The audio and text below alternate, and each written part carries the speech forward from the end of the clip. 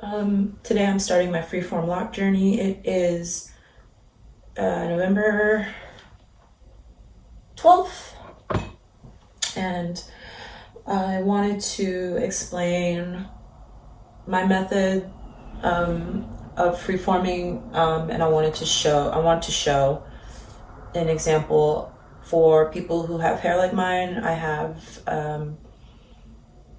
pretty thick hair. I can show photos of what my hair looks like, and it's long. I'm biracial.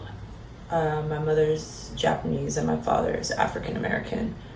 So I have, biracial long hair.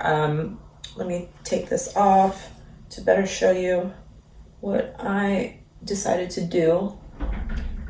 So that's just a weird thing. So what I decided to do in my freeform journey is I don't want this part of my hair to lock. I want to leave it out. And I want it to be kind of curly and loose, like Lisa Bonet kind of has some parts of her hair. From what I noticed in photos, I think that I think some of her hair broke off, it looks like, and then it just started to kind of regrow, and then that's why she has these loose tendrils. But essentially, my hair is really big. As you can see, this is how long it is with locks, and not locks, but with two-strand twists. I decided to do the two-strand twists first because I, in the past, would actually let my hair almost lock because I loved the way that it looked, and then I would detangle it. But I noticed that I like the way that it looked the best, and it's the most manageable for me when it is fresh or when it's out of a protective style. So I always do these two-strand kind of cornrow twists when I come out the shower, and I let my hair air dry. And then when it's air dried, I take it out and then I leave it.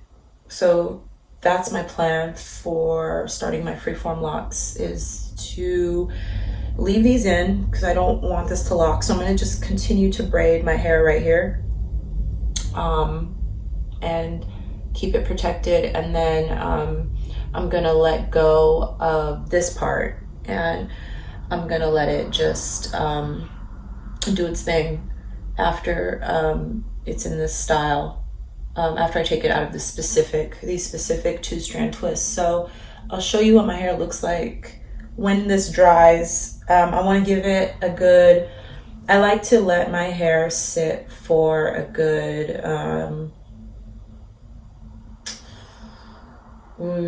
probably like 3 days in this style, until it's like completely just bone dry. That's like been a habit of mine, so I'm just gonna do that last hurrah. You can also do it with braids too, but I think this makes more sense for freeform locks. And then what I also love to do is I also do these two-strand twists when I am putting in protective, like not protective, but like apple cider vinegar treatments or bentonite clay treatments. So I'll do that too. And so this is a t-shirt that I cut, and I have a whole bunch of these that I keep around, and I just recycle them. And I have two examples, which is like a common known thing, because when you start locking your hair, from what I've been researching, you can't use traditional towels anymore, and I'd rather just recycle what I have. And so I have this t-shirt. I cut it, and I when I got out the shower initially, I used it to kind of keep the water off my face. So I'm just kind of do that situation with it, and so I was just using it for that reason. But it's still kind of wet, and I don't want to sit around with that on my head. But I'm gonna just I also like this. I really love cut open infinite circle, like circle scarf style t-shirts for drying hair and for protecting it and for sleeping. I like to sleep with this on my head instead of using a headscarf or anything like that. So what I'm doing is, you take the t-shirt, oops, sorry, maybe I should scoot up. You take the t-shirt, probably do it that way, and yeah, do this, take it that way, and twist it back around, and create a knot up here. So I'll just like knot it up, and yeah.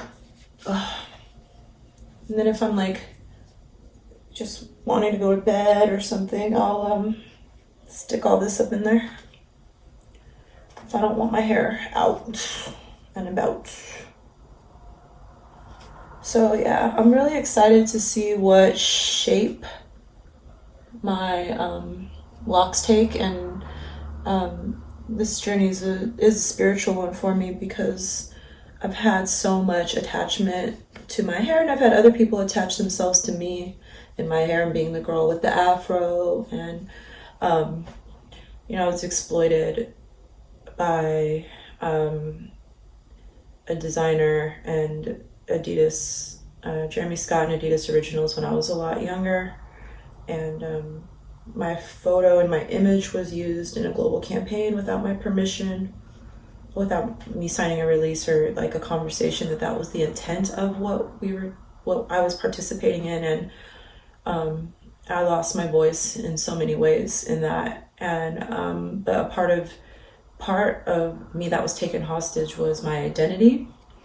I was known all over the world, and my photo was all over the world of me with this afro and me jumping in these photographs. And and that was when I was 24, and I think that went on for 24, 25.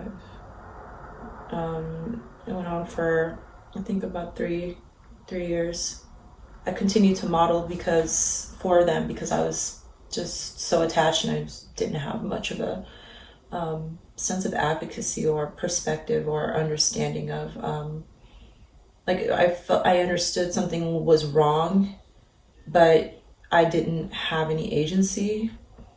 And it took me a long time. It took me like 10 years. I'm 36, about to be 36 now, for me to discover, like, whoa, like what, like I was exploited, you know? So that's what I started an organization called Sisters with Invoices for freelance creatives of color, and it's intersectional safe space. It's an intersectional safe space for for us to share stories and swap knowledge and resources to prevent this from happening. Because I think that if I had heard this story or known about artists like Patrick Kelly or just like designers, and had some insight in the fashion world, or had some access to people who go to said, girl, like, don't, like, nah, they need to pay you, like, don't do that, you know? I didn't have any anybody in my life that was how do you say, I didn't have anybody in my life to guide me in that way. And so what happened. But I've taken that journey and perspective, and it's helped me grow in a lot of ways. I say, this is funny, I'm saying this as I wear this Adidas dress, but I go to sleep in this dress. I actually, like, why am I wearing this? But yeah, as you see, it's just like this little raggedy thing that I wear. But it's like, what am I gonna do? I can't break up with it. And that's another thing, is that I'm starting Sisters. It's like, damn, how does somebody like me, a person of color that was exploited by this brand, how do I ever avoid that? I can't. Like, I am reminded of my trauma every day in my life. I will always be reminded of my trauma when I see anything that Moschino does, that Jeremy Scott does, and Adidas Originals. So it's just a part of my journey to reclaim myself, and that's what freeforming means to me. is that I am taking my sense of self back and reclaiming myself, and I'm giving my own body and my natural hair pattern to develop in the way that it wants to develop. And I've always I've never let it do that, because I had these thoughts about cutting my hair off, and I have a really big head, and it's just not a good look for me. I've done it before. When I cut my relaxer off, I went to a punk salon out here in Vegas, and let these just like girls that didn't give a shit cut my hair, and in the hindsight it was really funny, and I'm happy I did it. Like I could have gone to a black salon and I could have done all this, but I just walked across to the strip mall by my apartment off campus, and it was a place called Curl Up and Die. And they cut my hair, and I just let them cut it, but it was a liberating experience, because it was 2003, 4. I was like a sophomore in college, and I had opened my eyes and recognized that I didn't want to follow Eurocentric standards of beauty, and I didn't want to continue to have a relaxer, and I didn't want to, and I was in this like protest phase of my life, and I had a lot more agency over myself, and I lost that person when my image got compromised, and my sense of advocacy, and my relationship to being unpaid, by the way, and manipulated into my image being used on a scale that wasn't, I wasn't really ready for or prepared for, because I was just finding out from people online and on MySpace and all these things like that. So it was like my internet identity was compromised. I had to pull myself back. I became a lot smaller of a person. I was in an abusive relationship with a white devil. That's a whole nother YouTube video. And I was also working as a wardrobe assistant for Monica Rose, who was also exploiting me too and financially abusing me. And I was helping her with the whole Kardashian family, working in their house, helping her style everybody, and hiding behind the scenes of this reality TV show that they were on, and feeling trapped in so many different ways. I felt trapped in a position with her, working for her. She owed me money, and I knew if I quit, she would never give me that money. And when I finally did quit, she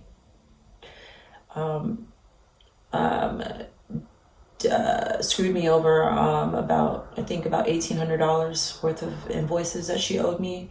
She just decided she just wasn't going to pay me. And that was the same time that this Jeremy thing was happening. I was living with my abuser, and it was a psychotic time for me. And this all happened just as I got out of college. So I had a really great sense of myself I was like, oh, like I had developed a lot of my identity and myself, and I was on the right track. And then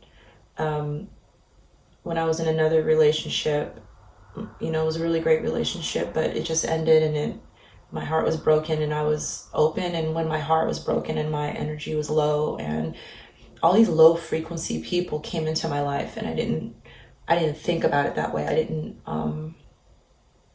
I didn't know the things that I know now. And Maya Angelou, Oprah always repeats this line that Maya Angelou told her about all the mistakes that Oprah was kind of like spilling to her about, that she made in her early 20s, same as me, with men and partnerships and things like that, that you know now what you didn't know.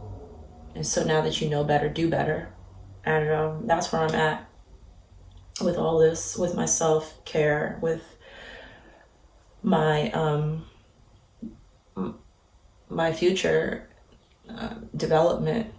And so that's what this journey means to me. It's a part of me letting go of this identity, and seeing what sprouts from me surrendering myself to the universe and to what's ahead of me. So yeah, thank you, and I can't wait to, I'm so excited to meet my new self and my new hair and my new me and see what happens. I'm just like really excited to see what happens. But I'm glad I didn't cut my hair. I'm glad that I just decided that I discovered freeforming and that I'm able to just take this journey and see what happens. So anyways, I love you guys. I'll talk to you later.